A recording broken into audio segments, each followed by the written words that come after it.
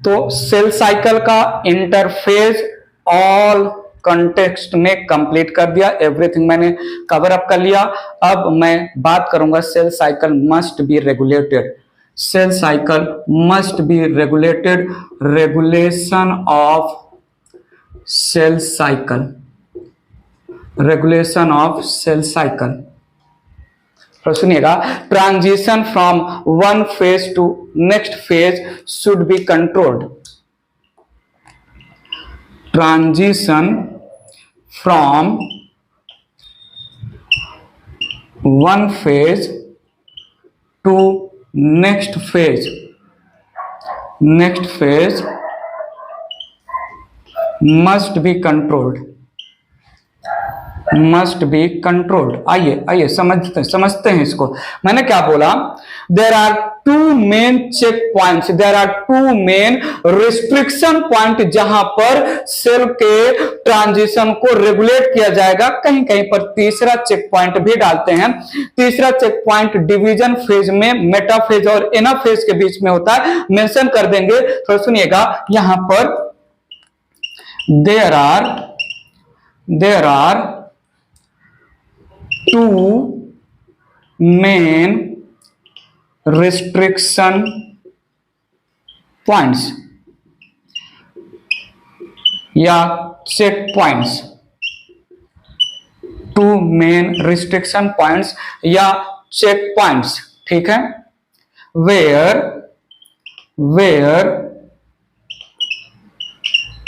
preparations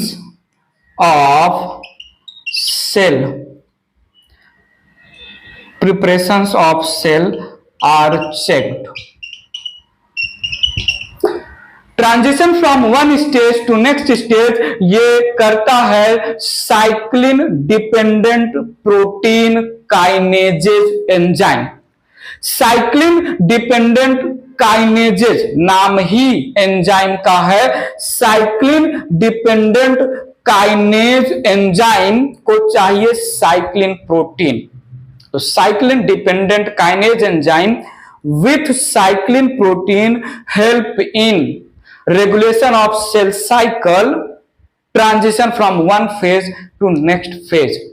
आइए समझते हैं। यहां पर मेरी बातों को ध्यान से पकड़िएगा और सुनिएगा।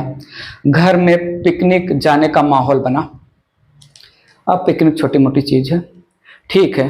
गोवा जाने का प्लान बना, ठीक है। गोवा जाने का प्लान बना, सब लोगों का पूरा ग्रुप फैमिली जो है गोवा में जाएगा, ठीक है। या जो है कुल्लू मनाली समझ लो या मैसूर समझ लो, जहां पर भी आपको जो है ताजमहल देखने का प्लान बना, ठीक है। अब थोड़ा सुनिएगा, पिकनिक जाने का जो कुछ भी आपको समझना है, अब सारी तैयारी करना चालू हो गया। सेल साइकिल, थोड़ा सुनिएगा, सेल साइकिल का मतलब प्रिपरेशन एंड डिवाइड हो जाना। पिकनिक जाने का मतलब प्रिपरेशन और घर से निकल जाना। प्रिपरेशन स्टेप टू स्टेप होना चाहिए। घर में सबका फेवरेट फूड प्रिपेयर किया जाएगा, सबके फेवरेट गेम्स रखे जाएंगे, ऑल द क्लॉथ्स वगैरह रखा जाएगा। जो है घर से निकलने से पहले जो है टैप को बंद करना पड़ेगा, गैस को बंद करना पड़ेगा, गीजर को बंद करना पड़ेगा, लाइट्स को ऑफ करना पड़ेगा। सब कुछ स्टेप टू स्टेप होना चाहिए पिकनिक जाने के पहले। ऐसा नहीं कि जो है किचन में एक रोटी बनाया, फिर जाके जो है मम्मी ने जो है कपड़ा रखा, फिर आके जो है लाइट बंद किया। मिक्सअप तो नहीं ना, स्टेप टू स्टेप होना चाहिए। और ये जो स्टेप टू स्टेप प्रिपरेशन है पिकनिक जाने के लिए, कंट्रोल करेगा कोई घर में बैठा हुआ दादी अम्मा।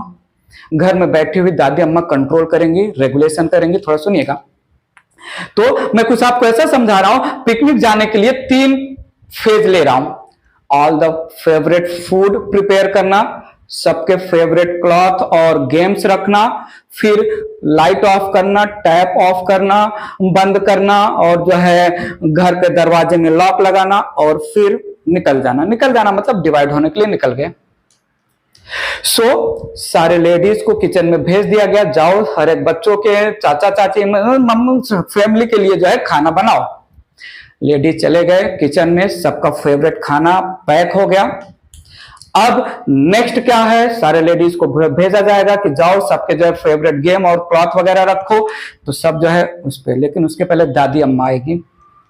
दादी अम्मा को पूरे फैमिली की सारी स्टोरी पता है, किसको क्या पसंद क्या नहीं पसंद है, दादी अम्मा तो सब कुछ जानती हैं। तो वो जो है सारे लेडीज को जो है किचन में बंद करेंगी और सब एक एक चीज चेक करेंगी।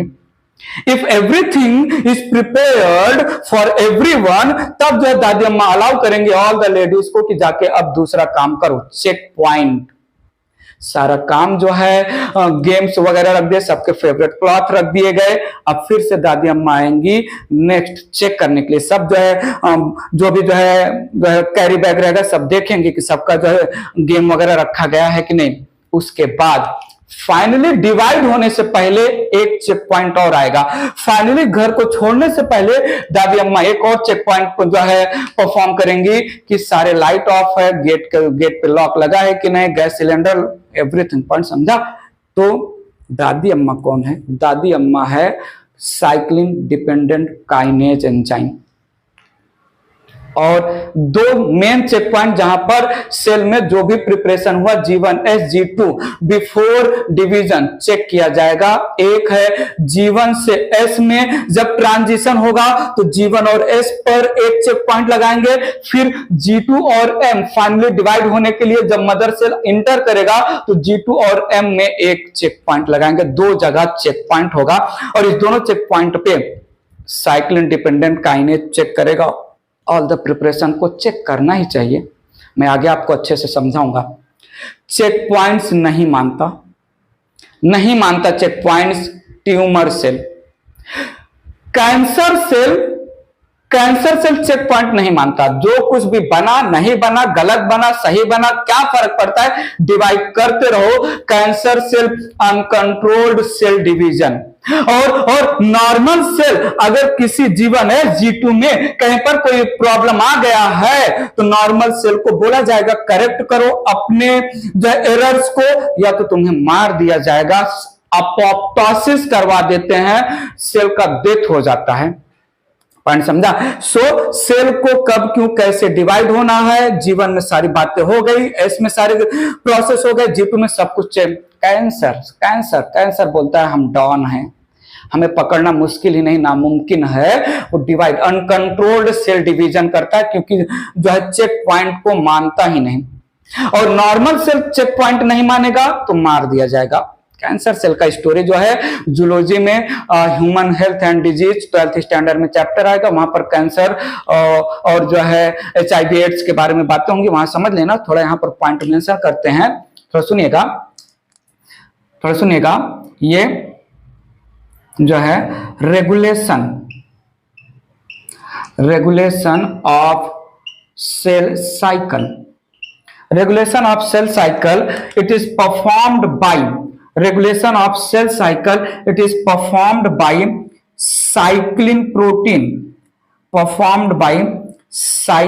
protein, बहुत अच्छे से समझाएंगे। Cyclin protein and cyclin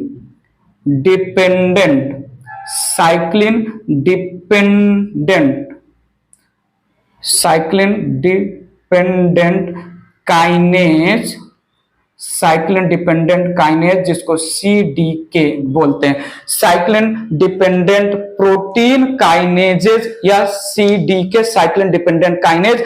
cyclin protein दो टाइप के होते हैं, एक G1 साइक्लिन जिसको हम CG1 नाम देते हैं, और दूसरा है M साइक्लिन जिसको CM नाम देते हैं।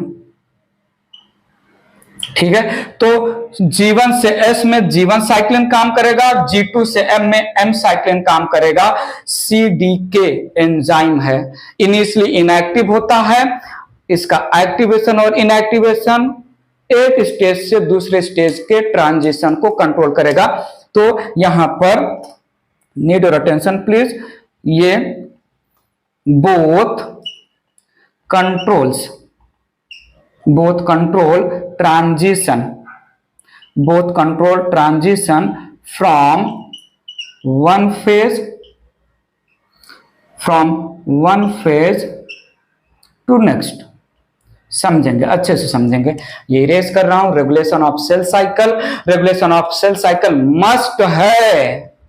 जैसे पिकनिक जाने से पहले सब कुछ जो प्रिपरेशन हो रहा है, दादी अम्मा मस्ट करती हैं, श्योर करती हैं कि ऑल द प्रिपरेशन अच्छे से हो रहा है, नहीं तो पिकनिक की वाट लग जाएगी कि नहीं। अगर किसी का फेवरेट फूड नहीं गया, किसी का गेम रखना जो है, किसी का फेवरेट क्लॉथ रखना, अगर जो है सोचो गैस सिलेंडर ही नहीं अच्छे से बंद हुआ, या जो है टैप चल ही रहा है, पानी बह रहा है, पिकनिक तो गए हो, पॉइंट समझा। तो कंट्रोल होना चाहिए।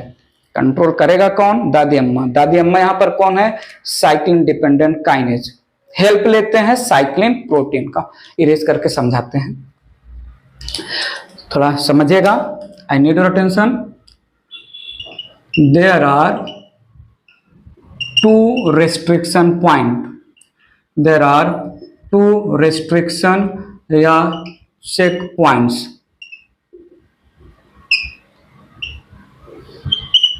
एक यहां पर है G1 to S और दूसरा है G2 to M। G1S check point, G1S check point, ठीक है, जो है controls transition from G1 to S phase, ठीक है। और दूसरा है G2M check point. G2M check point यहां पर it controls transition from G2 to M phase. G2 to M phase. आइए समझिए। यहां पर ये सेल साइकिल कंसीडर किया हमने, ये सेल साइकिल कंसीडर किया हमने। ये यहां पर हो गया G1 फेज सबसे ज्यादा, S फेज उससे कम, G2 फेज उससे कम और M फेज सबसे कम। तो ये G1, ये S, ये यहां पर G2 और ये यहां पर M। थोड़ा समझिएगा। पहला चेक पॉइंट यहां पर है, ठीक है। ये है G1S check point. G1S check point it represent major check point, it represent major check point. और दूसरा जो है यहां पर है चेक पॉइंट, ठीक है, it is G2M check point. G2M check point it represent minor check point.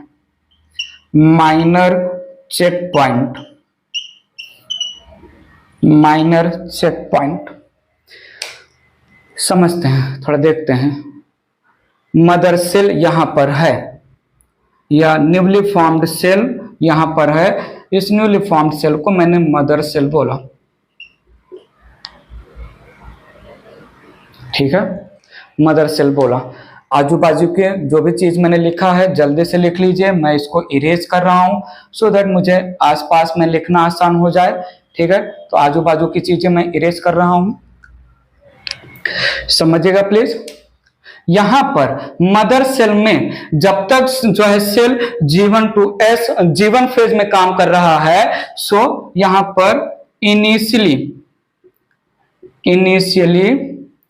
CDK is inactive।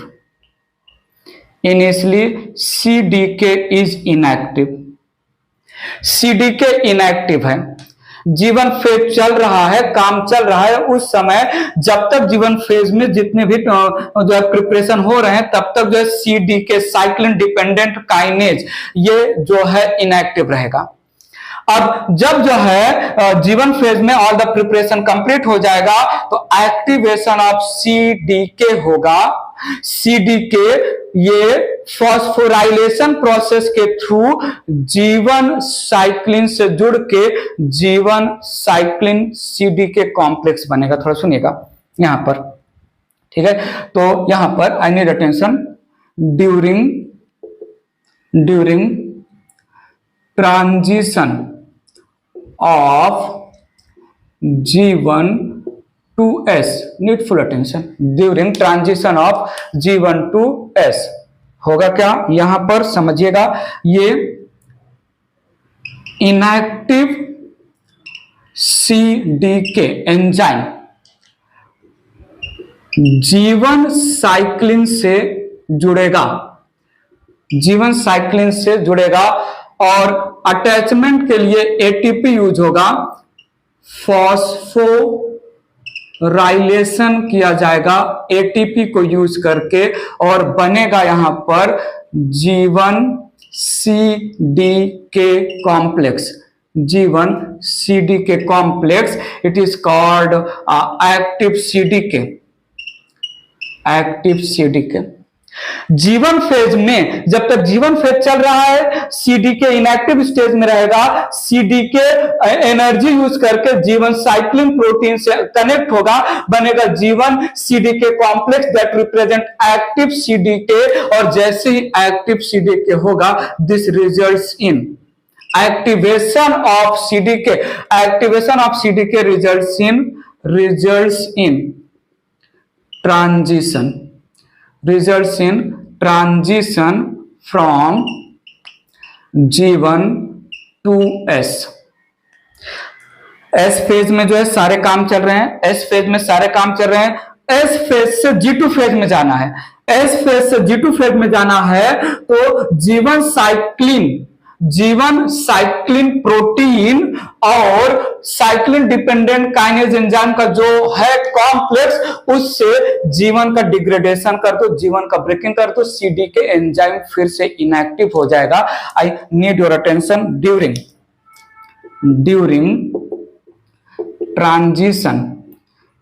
Transition of S to G2, थोड़ा सुनिएगा, यहां पर G1 CDK कॉम्प्लेक्स में होगा breaking off G1 cyclin protein dephosphorylation process के through होगा, results in formation of inactive CDK, again CDK enzyme inactive हो जाएगा। एक्टिवेशन के लिए साइक्लिन डिपेंडेंट काइनेज नाम ही है एंजाइम का नाम है काइनेज एंजाइम, जिसका activation and inactivation cyclin protein के प्रेजेंस में होता है।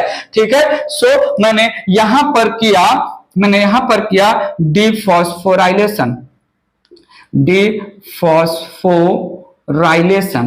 जो फॉस्फेट मैंने एटीपी से फॉस्फेट लेके एक्टिव किया था, इन दोनों को जोड़ के उसको डिफॉस्फोराइलेट, मैंने फॉस्फेट रिमूव कर दिया, इनएक्टिव CDK।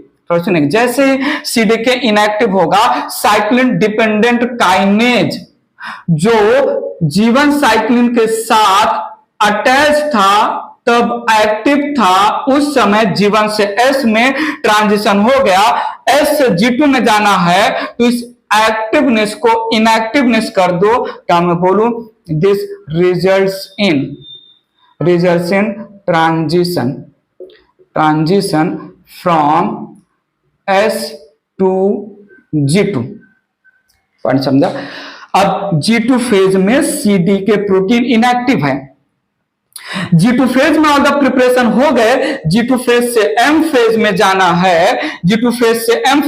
है, वापस से ये इनएक्टिव CDK अब जुड़ेगा M साइक्लिन प्रोटीन के साथ, और जैसे ही G2 to M ट्रांजिशन के टाइम पर इनएक्टिव CDK जुड़ेगा M साइक्लिन प्रोटीन के साथ बिकम एक्टिव CDK जैसे होगा G2 to M, और M से वापस G1 में जाना है, फिर से डिफॉस्फोराइलेट कर दो। थोड़ा ये लिखिएगा, मैं इरेज करके जो है समझा देता हूं। ठीक है, इरेज करता हूं मैं ऊपर वाले पॉइंट को, ये डायग्राम ऐसे ही रखता हूं मैं। आइए थोड़ा, मैंने क्या बोला, during transition during transition from G2 to M phase, G2 to M phase, inactive CDK, inactive CDK combine होगा M साइक्लिन प्रोटीन के साथ, M साइक्लिन प्रोटीन। इसको जो है हम मैचुरेशन प्रमोटिंग फैक्टर भी नाम देते हैं, या mitosis promoting factor, maturation slash mitosis promoting factor,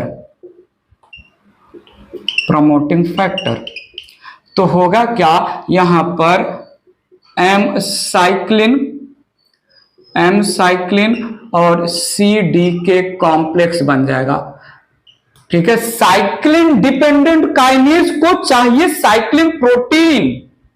अरे समझ में आ रहा है कि नहीं? सो ये cyclin dependent kinase M cyclin protein के साथ जुड़ा तो become active CDK, become active CDK। और जैसे एक्टिव CDK हुआ, this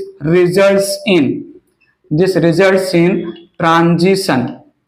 transition from G2 to M। ठीक है, और थोड़ा सुनिएगा। Now need your attention. Breaking of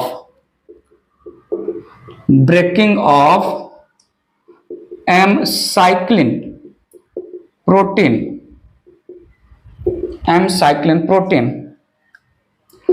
results in inactivation of cyclin dependent kinases, causes transition from M to G1 phase। M to G1 phase मतलब M के बाद जो daughter cell बन गया है, अब वो वापस G1 फेज में। तो मेजर चेक पॉइंट और एक minor check point. Major check point पर G1 साइक्लिन एक्टिवेट करेगा साइक्लिन डिपेंडेंट काइनेज को, जो इनएक्टिव था G1 फेज में। G1 साइक्लिन एक्टिवेट करेगा साइक्लिन डिपेंडेंट काइनेज को, जो G1 फेज में इनएक्टिव था। जैसे साइक्लिन डिपेंडेंट काइनेज फॉस्फोराइलेट होगा G1 साइक्लिन प्रोटीन के साथ, एक्टिव हो जाएगा ट्रांजिशन G1 to S। अब मुझे वापस CDK को इनएक्टिव करना है, तो उसको जिसने एक्टिव किया था उसको ब्रेक कर दो, मतलब G1 साइक्लिन को S फेज में G1 साइक्लिन को ब्रेक कर दिया, इनएक्टिव हो गया CDK, S से G2 में चला गया। G2 में काम हो रहा है, तब तक जो है CDK इनएक्टिव रहेगा, जब तक जो है सारा प्रिपरेशन यहां पर नहीं हो जाएगा। और द प्रिपरेशन G2 में हो गया तो जो इनएक्टिव CDK था वापस जो उसको एक्टिवेट किया फॉस्फोराइलेशन करके। अब एक्टिवेशन के लिए मैंने M साइक्लिन को यूज किया। M साइक्लिन ने CDK के साथ कंबाइन होकर एक्टिव CDK बना, G2 to M जो है चले गए। M ने डिवाइड करके डॉटर सेल बना, डॉटर सेल को के ऊपर से मैंने influence of active CDK by breaking M cyclin हटा दिया। Daughter cell again ready to enter in next cell cycle. Hello समझ में आ रहा है कि नहीं? प्लीज, ये था रेगुलेशन ऑफ सेल साइकिल। यहां पर M फेज में थोड़ा सुनिएगा। M फेज में ये प्रोफेज है, ये मेटाफेज है, ये एनाफेज है, ये टेलोफेज है और ये साइटोकाइनेसिस है। एम फेज और एनाफेज, मेटाफेज और एनाफेज में काम करता है एनाफेज प्रमोटिंग कॉम्प्लेक्स, जो एम फेज से ए फेज में। यहां पर भी एक थर्ड चेक पॉइंट, इसको ज्यादा मेंशन नहीं करते हैं, बट कहीं कहीं पर मैंने देखा है रेफरेंस बुक वगैरह में मेंशन है। तो थर्ड चेक पॉइंट इरेज करके पूरा स्टोरी सम अप करते हैं।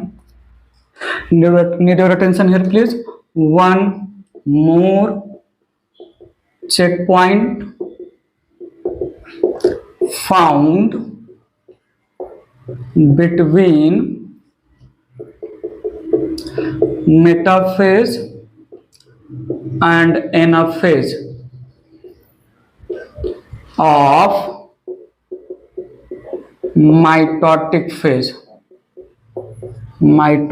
phase या कैरियोकाइनेसिस। थोड़ा सुनिएगा, मैंने यहां पर क्या बोला, transition from metaphase to anaphase controlled by APC, anaphase promoting complex। ये एक थर्ड जो है, जो माइटोटिक फेज में मेटाफेज और एनाफेज के बीच में ट्रांजिशन को कंट्रोल करेगा। सो ये वीडियो लेक्चर को अच्छे से रिमाइंड कर लीजिएगा, रिवाइज कर लीजिएगा, अच्छे से समझ लीजिएगा। नेक्स्ट वीडियो लेक्चर में मैं G1 S G2 इन तीनों फेज से रिलेटेड अमाउंट ऑफ डीएनए और नंबर ऑफ क्रोमोसोम के रेफरेंस में कुछ न्यूमेरिकल्स आपके सामने रखूंगा। और अब मैं स्टार्ट करूंगा एम फेज में माइटोसिस और मियोसिस की स्टोरी।